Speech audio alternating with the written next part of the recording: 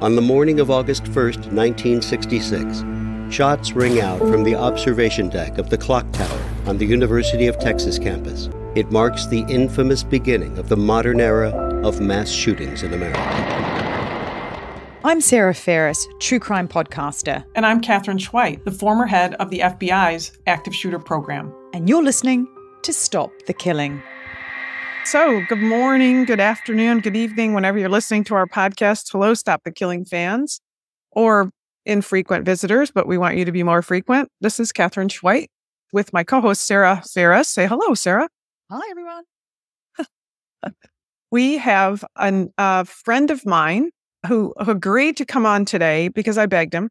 And I've known him for a long time because we work together at the FBI on counterintelligence matters, which is espionage and things like that. And so let me introduce Frank Figliuzzi. Frank, say hello.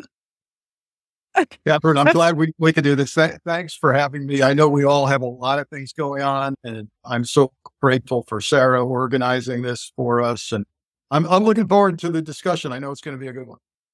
It's going to be great. Listen, listeners, I wanted to tell you, Frank is really a national security expert, and he spends his free time when he's not basking in the sun in the Southwest, providing commentary to news agencies who call him for his expertise. And so that's really fun. But he also, like me, is a secret writer, and he'd like to be, of course, not so secret. So that's why I outed him on this. He is actually the author of a book called The FBI Way, Inside the Bureau's Code of Excellence. But then Frank, I know, has been working on this other book, which we're going to talk about a little later in the show. But just to give you a little bit of Frank's background, in addition to his book, The FBI Way, when we worked together at the Bureau, he was the assistant director of counterintelligence, which sounds like he was the number 2, but in the FBI, that means he's the number 1. That's because we only have one director. So he was the number 1 guy for counterintelligence, which handles espionage and national security matters and insider threat matters, even within the Bureau. And so it's a really super important position.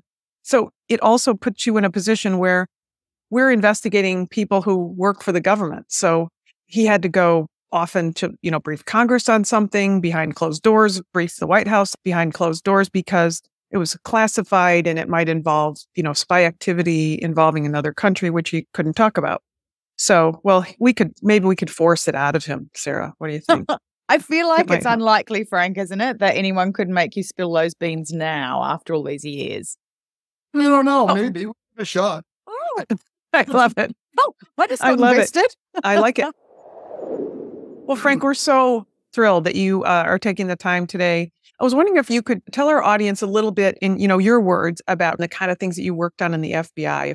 Yeah, sure. So I think it's interesting because people will often say, hey, what was the most impactful case you worked on or supervised? I certainly can talk about that, but I will also say this, and it's something that I would tell younger agents when they walked into my office and asked me if it was worth going into management, right? And we hear that a lot. That's a common question. The obvious answer is, look, you're going to get a slight raise. The aggravation and the stress is not worth that money. If you're going to do it for a raise, don't do it. But some of the most satisfying work I did in the Bureau was being in a leadership position where I actually could impact people's employees' personal lives. They had a hardship situation. They had a sick parent or a sick kid. And I could pick up the phone and call headquarters and get something done for them. Sometimes it was a transfer. Sometimes, it was employee assistance program and coming alongside a family. So I always separate casework from the impact I hope I made as a leader in some situations. With regard to cases, look, when you get to lead offices and squads and entire programs, you are working on some of the hottest stuff, even historical cases in the FBI. I mean, I've touched pieces of everything from the Unabomber to kidnapping. Some of the most rewarding stuff you can do is literally returning a kidnapped child to their parents, right? You're nodding your head that you've done that. That's not something you forget. I mean, that sticks, it wasn't necessarily complicated or necessarily, but that really didn't matter. of course, we all know what we were doing on 9/11. I was the ASAC, the Assistant Special Agent in charge of the Miami field office. We had 14 of the 19 hijackers come from there. Just days later, we had the first Anthrax murder in U.S. history down the road from my house, quite frankly, in Boca Raton, Florida. And I became the on-scene commander on that scene. It was the largest hazardous materials crime scene in FBI history.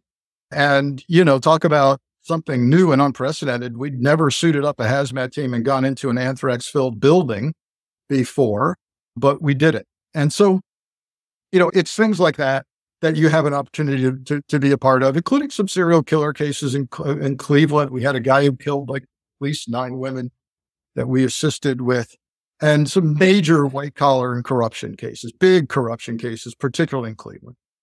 Frank, did you realize at the time what you were working on with some of those cases? So obviously with 9/11, right? Planes crashing into buildings, it was almost immediate. I'd say to me, it felt like in Miami within an hour, maybe we had the flight manifest and we realized, okay, there are some interesting people on these flights that crashed, right? And then we started tracing addresses and boom, South Florida is where the majority came from. And yes, I think, the entire FBI stopped and realized this is a moment in history. We don't have time for reflection on this moment in history because we're all doing this now. But yes, with regard to anthrax, we didn't know. We didn't know. There's mystery over that. And, Frank, could you just share with the audience what the anthrax case is? Sure. Shortly after 9/11, people and companies started receiving white powder letters in the mail. And, news people and members of Congress. Members of Congress, news celebrities, NBC News headquarters, all receiving these letters. But the death that kicked off this investigation in a big way happened in Boca Raton, Florida. And it was a man in his 60s who, we come to find out, simply inhaled a lot of anthrax that was mailed to a tabloid newspaper headquarters in Boca Raton, Florida. And it was a fascinating time because I was paired up with my counterpart at the Centers for Disease Control. He was an MD, epidemiologist. He hunts viruses and bacteria, which anthrax is a naturally occurring bacteria. It's not man-made. It occurs in animals, in hoofed animals. I got a phone call. I write about this in the FBI Way. I got a phone call at my desk in FBI Miami. She had been put through by the front office. It was the medical director, public medical director for Palm Beach County. And she says, we've got a man dying of what we think is anthrax in a Palm Beach hospital. Can you get up here? And I was like, oh, okay. And so I go up there, and Katherine, I had just been through a Quantico FBI Academy training. The exercise for that training week was responding to white powder letters and how to understand anthrax. Wow. I mean, no way. Is that a large scale hazmat for powder? What's your exercise? That was the exercise. And I came back from that training, and the SAC said, how did the training go? And I laughed and I went, well, boss, if we ever get an anthrax attack, I'm your guy. Oh my God. Like, you go up to this doctor in West Palm. So I go up there, and long story short, I walk into a conference room.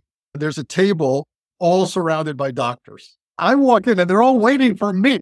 And they start explaining what this patient's blood work looks like under a microscope.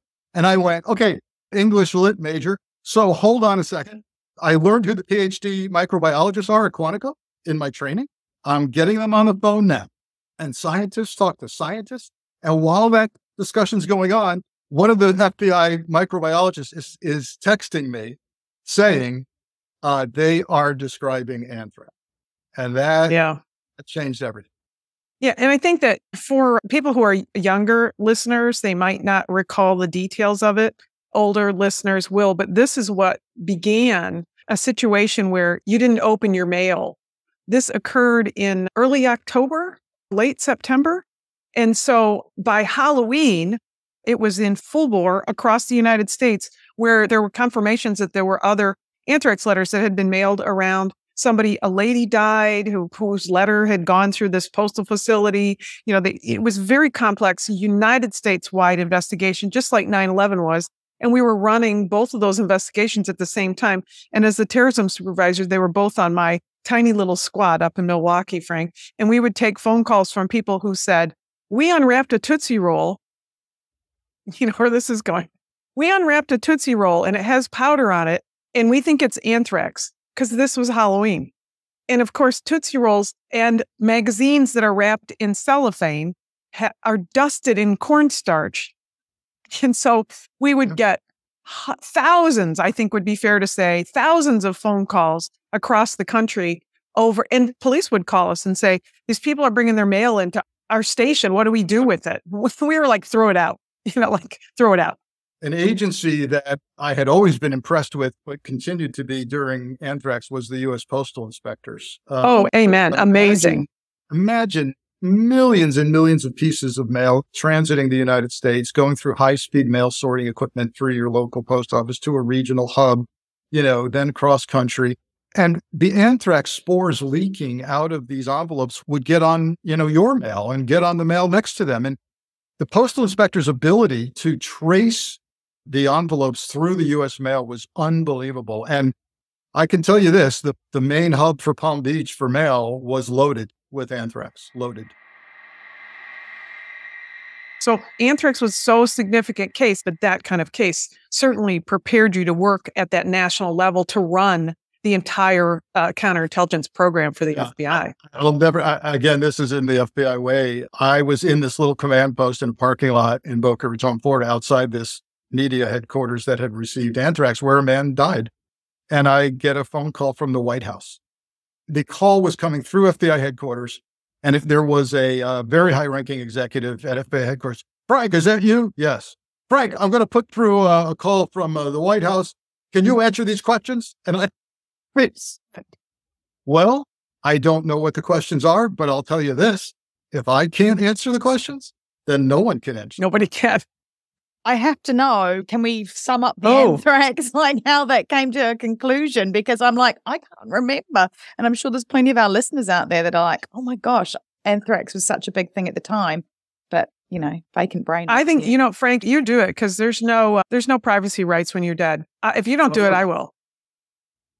Well, you can help. I'll just say this, Sarah. It became quite the mess and controversy because, as is often the case in something like this, you develop suspects. You can't just point at one person. You've got to look everywhere. And suspects were developed, including one suspect who looked really good. This was all worked out of mostly Washington, D.C. with regard to the main suspects. And, for a while, there was a strong assumption that it had to be someone who worked with anthrax somewhere, that you probably didn't do this in your garage. There was much concern about whether or not this anthrax had been so-called weaponized, meaning you take the natural stuff and you make it even more lethal by adding silicone to it so that it can aerosolize. And what really freaked people out on that topic was that in our crime scene, we had found anthrax spores, a lot of them above on the ceiling of the building, the ceiling of the particular floor in the building. And people flipped out because that to them meant, holy cow, this stuff floats. This stuff floats. Someone had to add silicone to it. And we were like, oh my God. And then we had to explain, no, actually where it is on the ceiling is right over a copy machine. So that led us to a ream of copy paper that this poor victim had stuck in the copying machine, brand new ream of paper, and started high-speed copying for himself, which blew all of the anthrax up into the ceiling and up his nose, right? So that then brought us to, well, where do you keep your copy paper? We keep it in the mail room. And so we're like, aha. And the mail room was loaded with anthrax. So, we came through the mail, we traced it through the cart. Some mail clerk had pushed the cart with the mail all over the building, and we could find the microscopic anthrax spores that followed the cart track through the building. But look, there are still people to this day that think we got the wrong guy. Ultimately, we did get the right guy. I don't know, Katherine, if you had anything to that. He was absolutely connected to research on anthrax. All right, I'll give you the Washington, D.C. version. because Frank's giving you the Florida version. And Okay. I'll try to be succinct. But here's what I recall from the facts and the investigations. The investigation was handled, a lot of it out of Washington, D.C., because it was a national case at a time when we were also dealing with 9/11. And the investigation really required our microbiologists, our scientists in Quantico to look to the world's experts in this area because so few people really were experts in this area. Frank, I guess, tell me if I'm wrong to say this, but I think in general, our anthrax that we might have, just like strains of the bubonic plague, are controlled. In the scientific world, they control where dangerous things are. If we have them, we're not just like keeping them in a cupboard in the refrigerator, in the break room.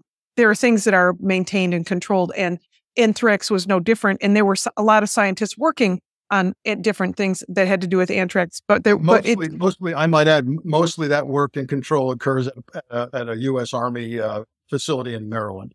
Which thus the investigation that came up into this direction, because the scientists and the equipment that you need to do that, we go from 300 million people in the United States and you start working it down until you only have kind of a handful of really skilled people working on it. And some of those people we turn to look for assistance. And I think over time, I would tell you, having sat through a lot of briefings on this, that over time, there was an individual who was helping us who seemed to have dual purposes. And so at first he was an advisor, but then we were more concerned about the answers and the inconsistencies, and he became a suspect. And truthfully, when the Bureau was negotiating with his attorney to file charges, I don't know if I can say that, Frank, but I'm going to say it anyway. When the Bureau was negotiating to file charges against him with his attorney, he killed himself. He overdosed on aspirin. And there are people who vehemently said he was never charged. You can't use his name. That's, slanderous. Of course, it's not from a legal perspective, but I think it also points to you owe the victims the truth. And if the truth is that you can't get the person who did it because they are gone, or you blame the wrong person, right? I mean, then somebody gets away. And I think we owe so much to the victims in that case. I mean, that woman who died, she was like 80 or something, right, Frank? That lady who opened she was like the second person. Connecticut or New Jersey? Connecticut, maybe? Yeah, Connecticut, I thought. Her mail just happened to be near like Tom Brokaw's or something. Well, yes, that's all it took for her, was her mail was adjacent to some targeted victim. And you mentioned age. That had a lot to do with how your body responded to anthrax exposure, because the man who died in Boca Raton, he did have some respiratory issues that compromised him. And when we finally tracked down the person responsible for mail in this building, it took a while because she was on vacation. I remember the day realizing that we couldn't find her. And I said, I hope she's not dead somewhere in her house. I really hope not. And we got to get to her. So she was a very young lady in her 20s. I get on the phone with her. This is on speakerphone. We're all in the command post. We finally found her. We get her on the phone and we go, how are you feeling? Does it feel great? I'm on vacation. Like, do you remember opening an envelope with white powder by any chance? Yes, she said. That really pissed me off. I washed down my whole desk with soap and water. I had to go to the ladies' room with paper towels. And yeah, we're like, oh, God. Oh, okay. Can you come back home so we can have a chat with you? So, she comes home. She describes the letter she opened, which, went to her because it was general mail. It was addressed just to the company, not to a person. So she gets to open that envelope, and she did. And we said, look, just for grins, we're going to swab your nose and take a sample. Well, her nose was loaded with anthrax. Wow. And she was fine. So young, healthy, survived. That's a memorable time. So that's the kind of stuff we do for fun. That's why we don't read true crime novels very often. No. I will tell you this. I became an avid hand washer after that incident. Soap and water all the time for me.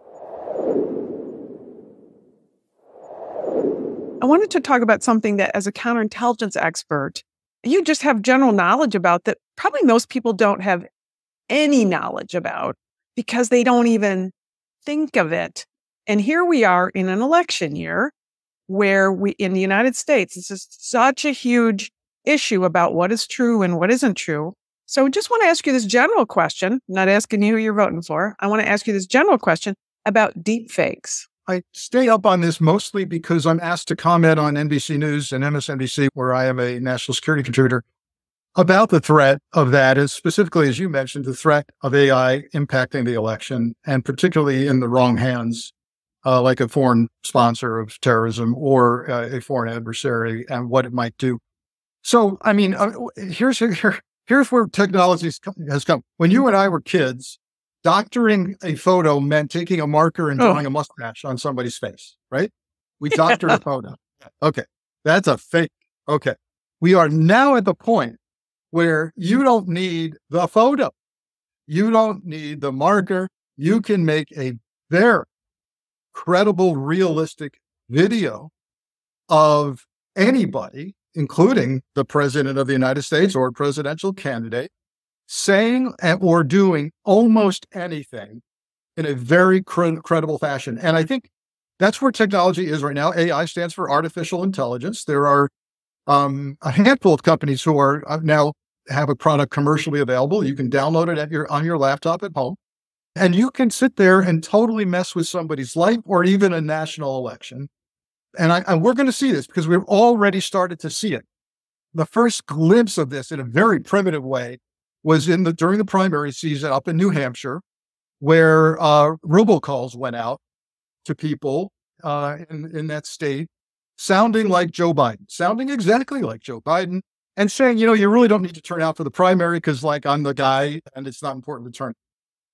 That pales in comparison to what we're starting to see now in terms of actual deepfake videos. Deepfake meaning, hey, this thing is so real and so credible and so hard to discern as fake that we're going to call it a deep fake, right? And that usually is referring to videos as opposed to images, but they're both out there. So here's some things that could happen, and then I'll tell you what we know is happening from open source reporting from the intelligence community. And just in the past couple of weeks, NBC News has done some excellent reporting on this problem with regard to foreign powers. So let's talk about some of the scenarios we could see. Imagine waking up on election day, November 5th, I believe, and you're living in a key swing state. Your state could decide the outcome of the presidential election. And you see news reporting in your feed or a video that a friend sends you or that looks like a news report from the local station you listen to, you watch, that says fire at your voting precinct is closed. Please go to this next town for your voting, right? It's all bogus. No fire, no closure. No one's going to welcome you at the other town for the precinct for you to vote. That could happen easily. You get an email that says, Katherine, we've noticed you've fallen off our registrar of voters list. It looks like you're not eligible and it's too late. Let's look at it nationally. Let's say a video is out. It's the day before the election or election day. It looks like it's on mainstream media. Maybe it looks to you like it's on CNN. You're seeing it on your feed. And it's Biden falling down the stairs of an airliner as he exits to go to a rally, and then speaking incoherently and falling down again as he's trying to recover. That would be a deep fake, we hope, not real, and would cause many people to go, I can't vote for this man. He's inept. People need to understand, and you need to lobby your elected officials, because right now, as we speak, there is no federal law against deepfakes or anything controlling artificial intelligence. Here's the good news. Two things.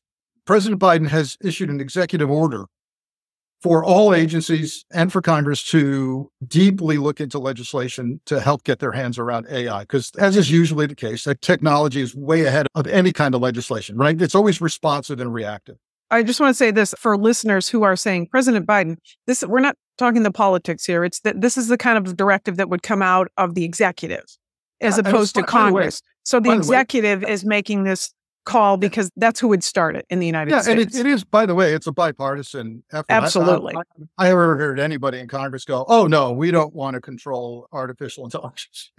Yeah, I mean, it's a big concern. So I didn't want anybody to think that this is a politics show. So go ahead, Frank. Everybody's looking at it, and the White House has ordered people to figure this out quickly.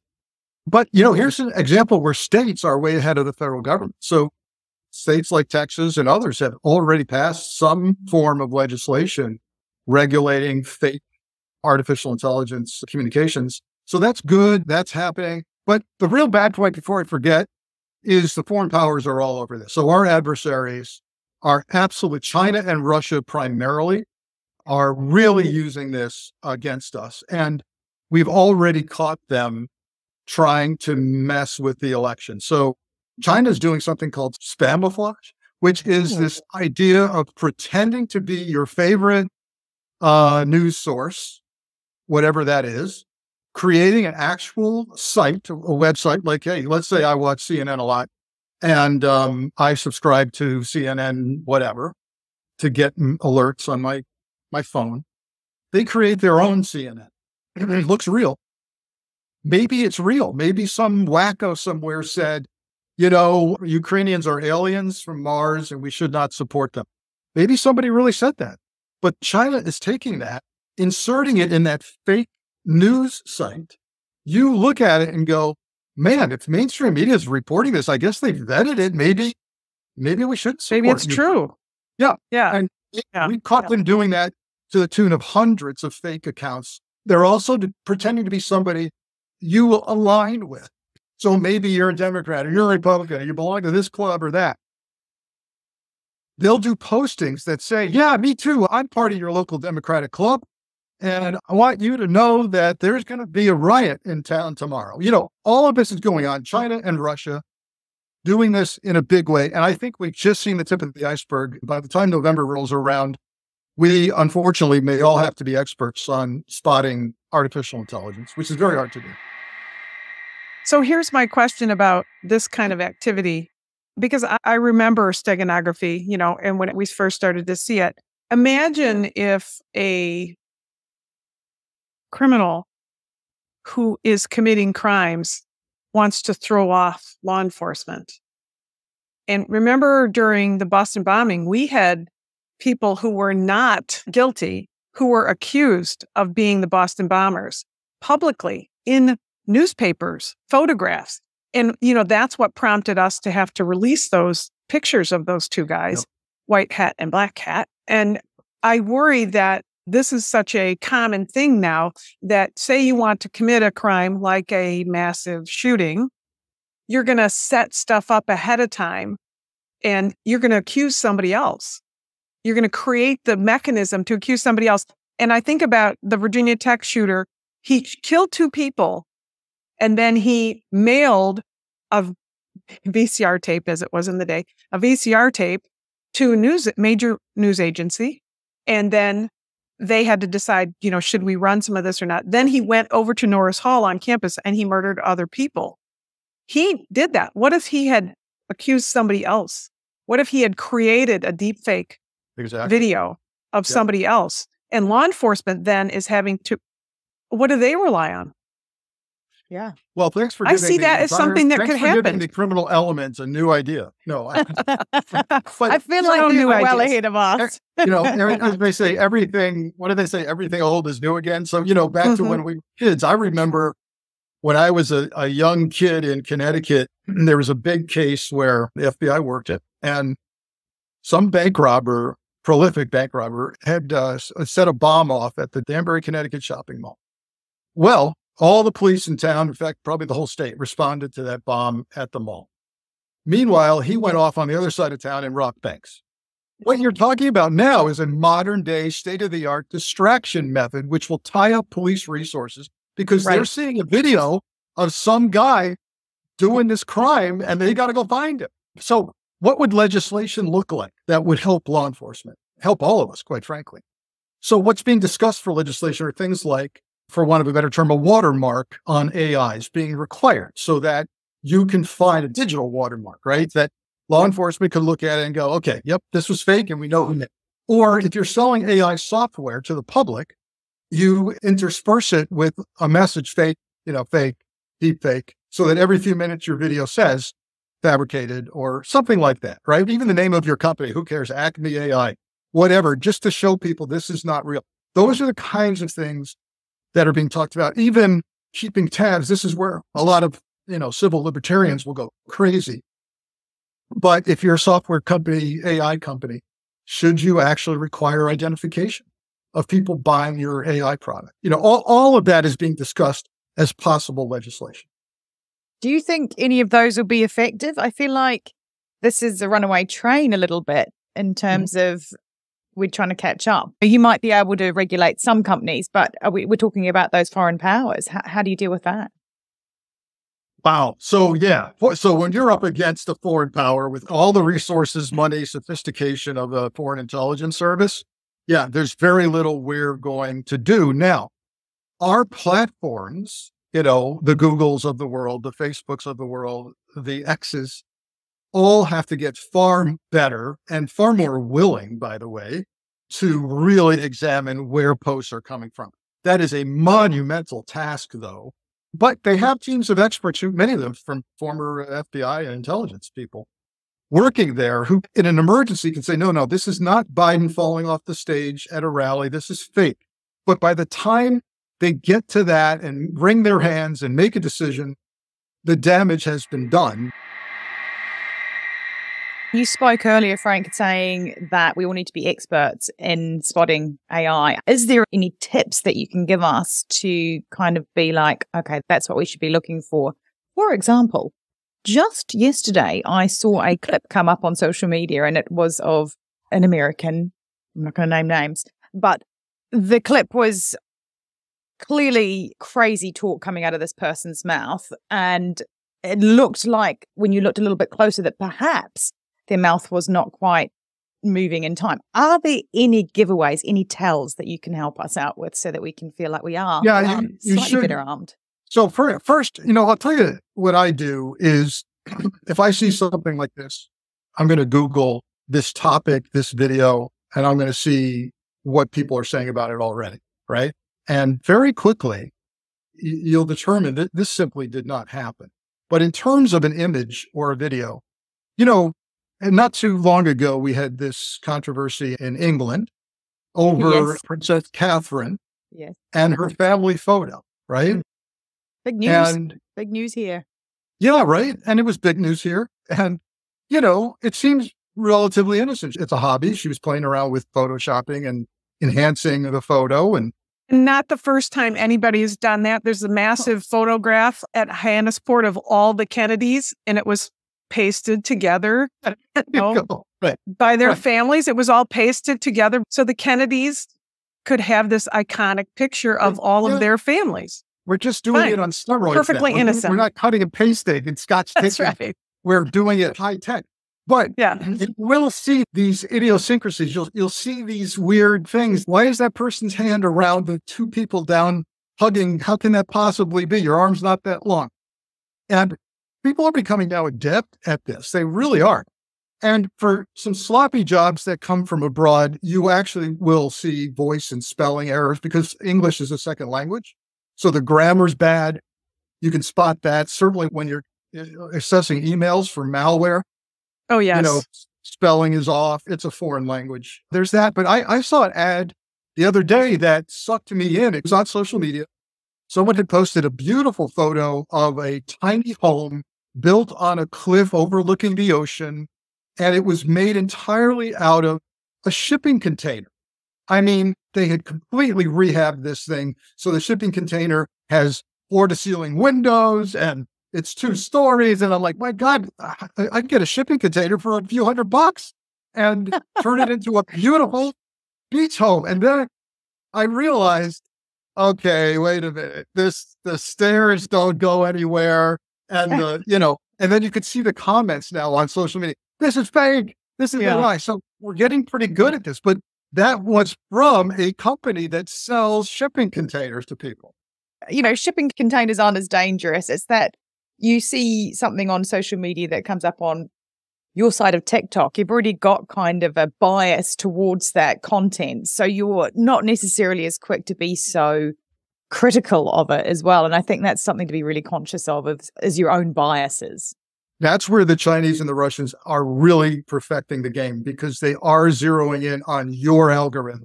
You lean toward this stuff, they're going to get you that stuff that you are going to trust. Yeah, if you think that your best source is Fox News, they'll duplicate Fox News. If you think it's MSNBC, they'll duplicate MSNBC. And you'll think I'm getting it from my source that I like the best, but they're reading your feed and they're putting those monikers on that to give it credibility for you. Exactly. Yep. So we're in for a ride between now and November. It's going to be rough. You know, but Frank said, you look it up and see. One of the things that always astonishes me is like a photograph of a prominent person, like a president, a senator, a congressman, and that there's this photograph and nobody else has that photograph. Oh no, everybody is out. If something happens to Donald Trump while he's president or Joe Biden while he's president, it's not the politics of it, right? There are cameras, all kinds of cameras aimed on this person. Yeah. So there is no exclusive picture of somebody like Donald Trump or Joe Biden while they're president. It doesn't happen. And also you can go to Snopes, which I also do. I like Snopes. I think it's helpful. I like that. What's Snopes? Yeah. Do tell. Sarah, where have you been? So Snopes, SNOPES, is a site you can go to say, did Joe Biden, fall off the stage today? And they'll say, no. And then they cite that what I like about it is it's facts, right? Here's the actual video. No, this didn't happen. We talked to the White House. Yeah. Brilliant. Snopes, people, get on it. Frank, we're talking big picture here. We're talking national level, international celebrities, whatever, figures. But this deepfake AI has implications even as a parent, because I know that one of the Instagram posts that made me reach out to you in the first place was a story that you talked about. And I think would I be right in saying it was in New Jersey? You would be right. High school in New Jersey. Right. At high school in New Zealand. Can you just tell the listeners a little bit about that? Because obviously as a parent, I was like, wow, this is where this brings it home. We need to know. This brings it home for any parent, and another area where the law has not caught up. So AI deepfake images were discovered in a high school in New Jersey on a day when the girls in a particular class realized the guys were kind of quiet today. And so one of the girls asked one of the male students, "What's up? What's going on? What's going on?" And the boy said to her, "I don't know if you know this, but there's some photos of some of you girls naked doing some things that are circulating around the class." And that opened up a big can of worms, because this was AI. This was artificial intelligence, deepfake images. So you can take, of course, someone's actual facial photo or their body photo, real deal. And then you can kind of take their clothes off, position them as you wish. It's still their face. And you've got victims. These girls are victims. This is stuff that doesn't easily go away on the internet. This is stuff that will follow them to college and job interviews that they'll have to explain. There's lawsuits. The police are involved. And so when I was asked to comment on this, and I wrote a column about it for MSNBC Daily, I do a regular column there. I looked up the law. First thing I did, what's the law? Well, guess what? No federal law. We're fixing to get ready, as they say in the South. We're looking at a federal law. But again, states are way ahead on what they call non-consensual intimate images. So the legislation, and this would fit the New Jersey situation, this was not actual, because you say, well, Frank, this sounds like child porn if they're underage. Right. Well, that's what he's talking about. Also, in this case, they were not depicted as engaging in actual sex. These were risque, these were intimate, inappropriate, but not there for actual graphic sexual images. And then when you talk to experts, it just depends. Like the DOJ's position on fake porn is, oh, we will prosecute, we will. And then when you ask them, have you ever done it? Oh, yeah, we had a case where we did it. I looked up the case and the guy pled guilty. So he was never tried. DOJ has never tried a case of artificial intelligence child pornography. You know, on a big national celebrity level, this happened to Taylor Swift not too long ago. Yeah. And those were graphic images. But, you know, people will say, oh, there ought to be a law. Yeah, there's not. There's not. They took Taylor Swift's face and maybe her limbs, I don't know, and then put them in extremely graphic poses and, you know, engaging in a depicted sexual act. Yeah. Now, I will tell you, you mentioned, Sarah, in my Instagram post on this, I got responses, you know, the vast majority of responses, decent human beings saying there ought to be a law, yes. But then some responses saying, oh God, tell me, what did they say? No, freedom of speech. And I'm like, oh my God, are we interrupting your creation of child pornography? I'm so sorry, you know, that I'm bothering you. But that's where we are. And the studies I've seen are that at least 80 million people have viewed AI-generated porn. That includes the adult variety. So it's a part of this huge, massive porn industry now. And you can it's easier. You don't have to get a woman to come to some place and so you can film something. We'll just sit in our office and generate it. And that was one of the responses to my posting was, hey, maybe AI porn is good because you don't have female victims and trafficking. And I'm like, oh my God, I don't know. A victimless crime. Frank, I really want to talk about your new book. It's just out. This was an eye-opening project for me, and I had to write the book. I felt compelled to write it. The book is Long Haul, Hunting the Highway Serial Killers. It's a true crime thriller. It's the true crime account of the FBI's Highway Serial Killings Initiative, worked out of Quantico, Virginia, in the behavioral science units and BAU number 4, by the way, for those who are really into unit numbers at Quantico. And what's really cool is these are not gun and badge special agents doing this serial killing highway initiative, but rather, you know, these are crime analysts using brain power and computers to connect the dots across the country to try and stop the killing. Because the FBI over the years has identified at least 850 murders, mostly of women, mostly of sex trafficked women, along our nation's highways. And they are convinced through their casework that we're talking about long haul truckers and we're talking about multiple serial killing long haul truckers, multiple truckers good for numerous serial killings. There are currently 25 long haul truckers already in prison for multiple homicides, but the numbers continue to rise. And each time they catch a trucker who's done a murder, and they get excited and think this is the guy that's good for the other 4 or 5 that were still working, they realize it wasn't him on those. He's got an alibi for those. So it goes on and on. But the book is a deep dive into the long haul trucking culture. That's where I rode over 2,000 miles long haul in a big rig with a trucker. I talked to the head of the FBI's Highway Serial Killings Initiative. She's fantastic. I talked to a woman also who kicked this whole thing off about 40 years ago. She was a crime analyst for Oklahoma State Bureau of Investigation. And I think women will appreciate this.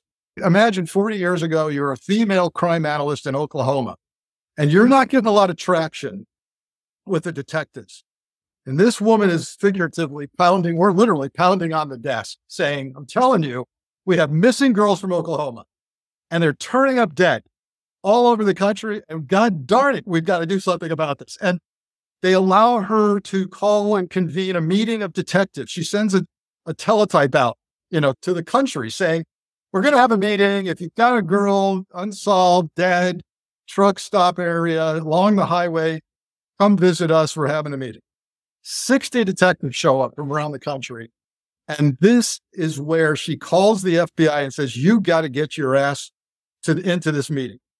And the FBI shows up and they go, you have met the criteria for serial killing. And this eventually starts the FBI's Highway Serial Killings Initiative, connecting the dots.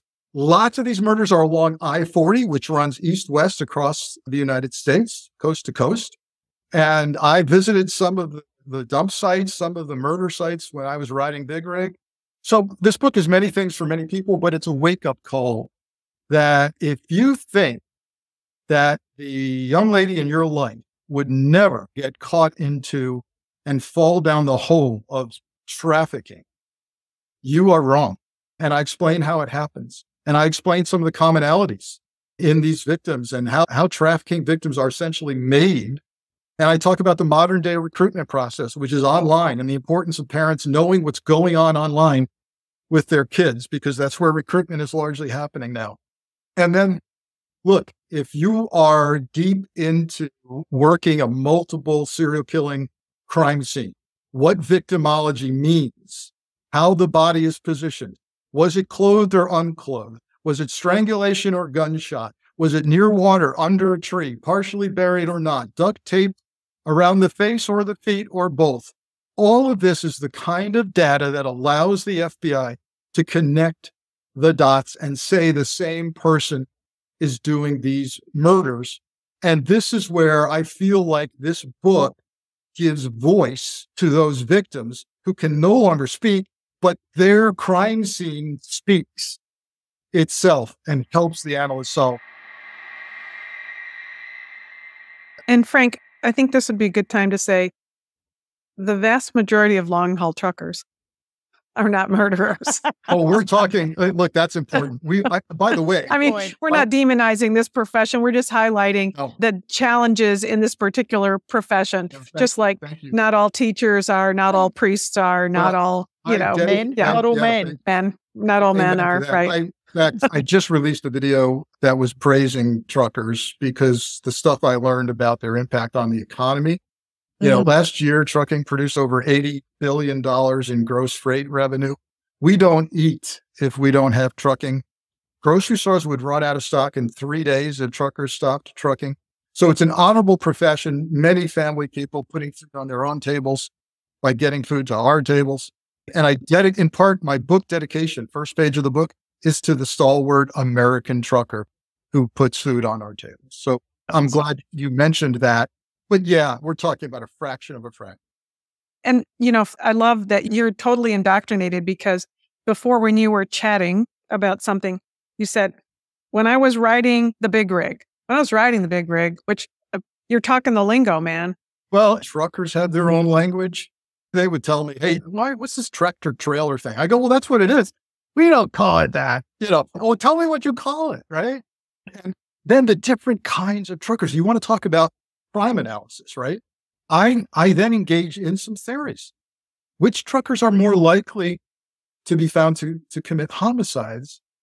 And the rig I rode was a flatbed, meaning it carries a lot of heavy weight on an open bed. Frankly, fully loaded, we could carry 80,000 pounds total, including not a maths show. That means nothing to me. He's talking like a trucker. Just let him go. Let him go, Sarah. He's just talking like a trucker. How many elephants? Here's how many elephants? That's a good question. I'm sure I have a whole elephants. There's certainly a lot of cattle. Frank, where can people get your books? Oh, the good news is it's out and you can get it on Amazon or anywhere you order your books. Walk into a good old-fashioned bookstore or get online. You can get on Amazon, HarperCollins, Borders. Got a website. I never thought I would say that, but I do. It's easy. It's myname.com. Frank Figliuzzi, all one word, frankfigliuzzi.com. You got to spell that, buddy. Yeah. Okay. Yeah, sure. You mean, you really? Okay.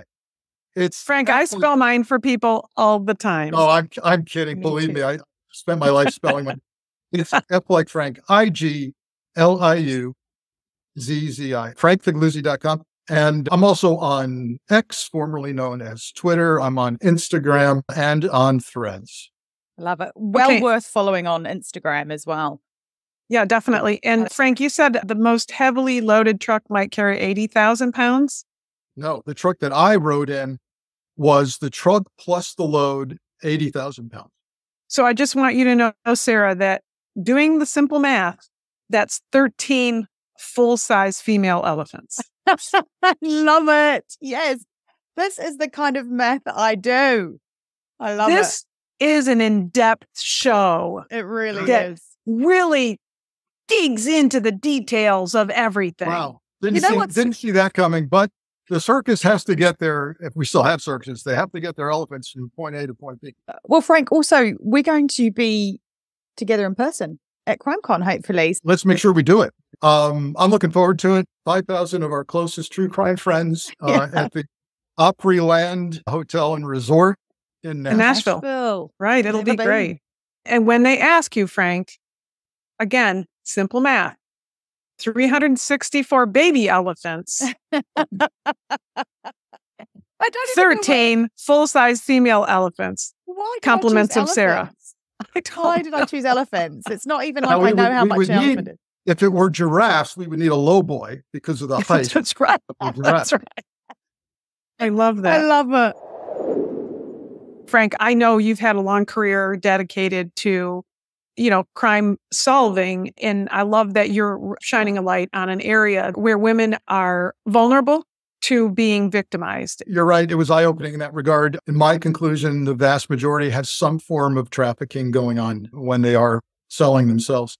This is why a portion of the proceeds of my book are going to help anti-trafficking organizations, particularly those I encountered along the journey writing the book. Excellent. Nice. Bless you, Frank. Thanks for doing that. Great discussion. God, I didn't know where it was going to go, but we could have talked for hours. There's so much more. I was like, tell me. We went from anthrax to elephants. I mean, get on board. That should be the name of the episode, Anthrax to Elephants. Oh my God, 100%. That's going to have to be it. I love that. Anthrax to elephant. All right. Take care. Thanks, Bye. Frank. Bye-bye. Bye. Thanks for listening. And if you want to know more, Katherine's book, Stop the Killing, is out now. For more details, go to KatherineSchweit.com. Please consider also supporting our independently made podcast. It's simple to do. Go to patreon.com/Stop the Killing. And for as little as the price of a latte a month, you can be part of the solution to stop the killing. Patreon rewards range from official do-gooder status to ad-free episodes, autographed books, and opportunities to connect with us directly for your business, school, church, or even just a book club chat. But just knowing that you are part of a movement that has the power to make your community safer, well, that's got to taste better than a skinny cappuccino any day. So please head to patreon.com/Stop the Killing now and polish off your do-gooder halo and make sure to include your name so we can give you a shout out. This podcast is a Community podcast production. That's Con with an N. If you want more content, then head over to Community Podcast at Instagram, where you'll find trailers on more binge-worthy true crime, like the award-winning podcast Conning the Con. And check out our show notes for all the links mentioned. Finally, if you want one takeaway action that you can do right now that can help make our community safer, please share, rate and review this podcast wherever you listen. Everybody needs to know that they hold the keys to see something and say something. Together, we can stop the killing. It's one of those things you hope never happens, but you better train for it because it will happen, and it will happen in places you wouldn't expect. Be ready for it.